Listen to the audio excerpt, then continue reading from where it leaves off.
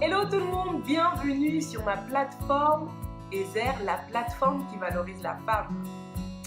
Alors aujourd'hui, j'aimerais te parler d'un sujet dont je suis passée, le sujet des relations. Comment faire le bon choix ou comment distinguer le vrai du faux? Comment juste choisir celui qui t'est approprié en fait? Et je ne vais pas être longue avec toi, je vais vraiment te partager ce que moi j'ai vécu.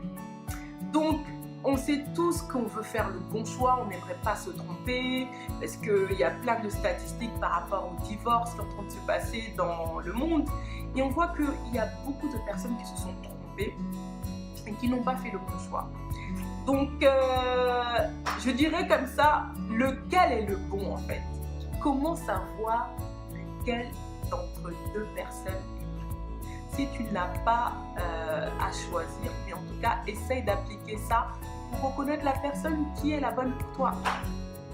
Alors, il y a trois choses. La première chose, ce serait que la personne, c'est-à-dire, parce que je parle plutôt aux filles, aux femmes, l'homme doit t'aimer en premier.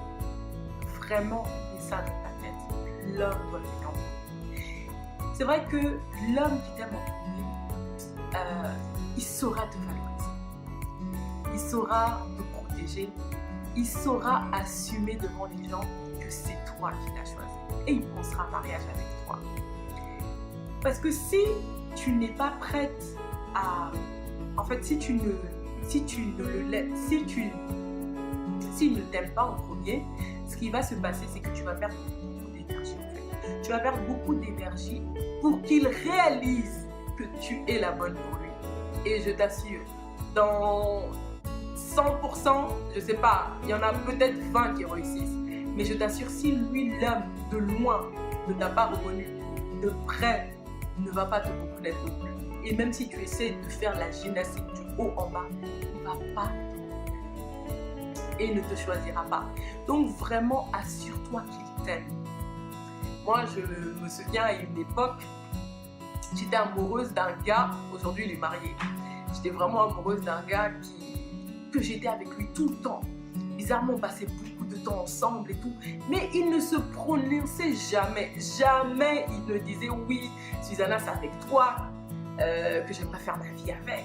Il venait à la maison, les anniversaires, il était là. À chaque fois, mon père le voyait, il me disait, mais Susanna, cet homme-là, qu'est-ce qu'il veut de toi? Je lui ai dit, non, papa, il m'a encore rien dit. Il m'a dit, ma fille, un homme, ça fait combien de temps que vous êtes ensemble, que vous vous fréquentez? Plus de 6 mois. Il est là à chaque fois que tu l'aides dans son ministère, tu l'aides à faire son livre, tu es toujours là en avant. C'est toi, en fait, quand on pense à une aide semblable pour lui, c'est à toi qu'on pense. Mais il n'est même pas capable de te demander en mariage, ou même n'est pas capable de considérer que tu es là, en fait, de dire que, voilà, est-ce qu'on peut commencer quelque chose? Mon papa m'a dit, honnêtement, je ne sens pas cette affaire. Et moi, je lui disais, non, papa, il est là, mais c'est qu'il ne sait pas encore, il se cherche encore. Franchement, je me suis mis plein de choses dans ma tête, mais c'était faux. Le gars, il n'était pas intéressé. En fait, il jouait à un jeu de séduction. Il aimait ma présence, mais il n'aimait pas.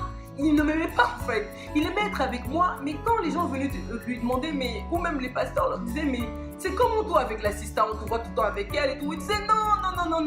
Mais quand un frère venait, ouais, mais l'assistant avec qui tu es, elle est libre.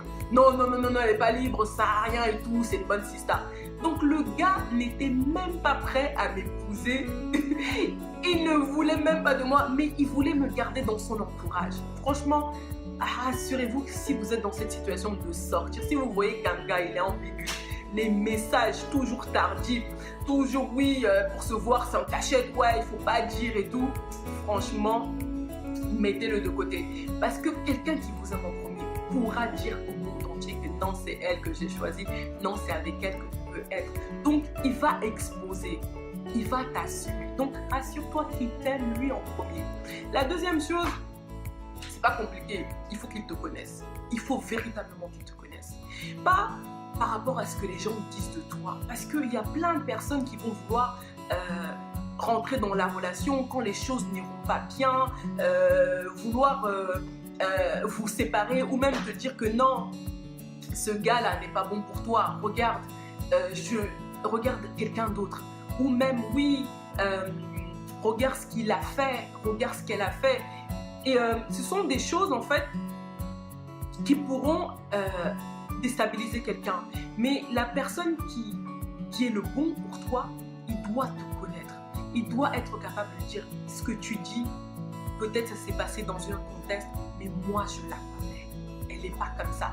Peut-être elle a des faiblesses, elle a des mouvements, mais cette personne, je la connais.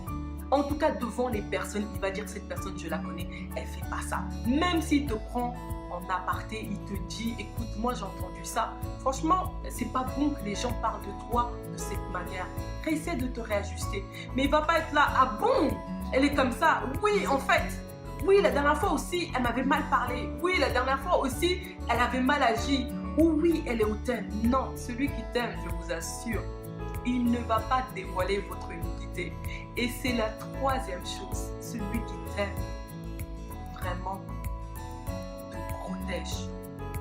Il est ton pourvoyeur en fait, celui qui donne sa vie pour toi, je dirais ça comme ça. La troisième chose vraiment, c'est que la personne doit donner sa vie pour toi. Moi, c'est cette troisième étape qui m'a permis de distinguer le vrai du faux. Parce qu'il y en a plusieurs qui vont apparaître. Beaucoup de personnes avec des séductions, des bandits ou même des gens qui te veulent du bien mais qui ne sont pas le bon. C'est qu'il doit donner sa vie pour toi. Moi, je me souviens que il y a quelque temps, c'était pas évident au niveau financier. Et cet homme-là, à chaque fois, c'était lui qui remplissait mon frigo. Sans le demander, il remplissait mon frigo. Il me mettait de l'essence.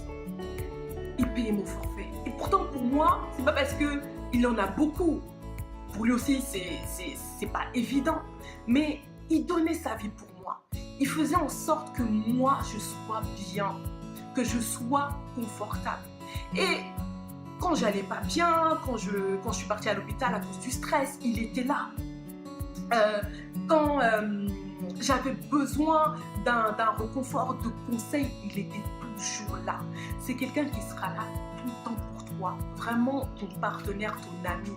Je me souviens encore quand j'avais terminé mon MBA et tout, et je cherchais un stage et je n'avais pas de revenus à cette époque. Et donc je le voyais chercher un deuxième boulot. Je disais, mais tu cherches quoi? Qu'est-ce qui se passe? Il me dit, non, je vais prendre un boulot du soir. Je lui dis, mais tu travailles déjà de 8h à 18h, tu vas prendre quel boulot encore?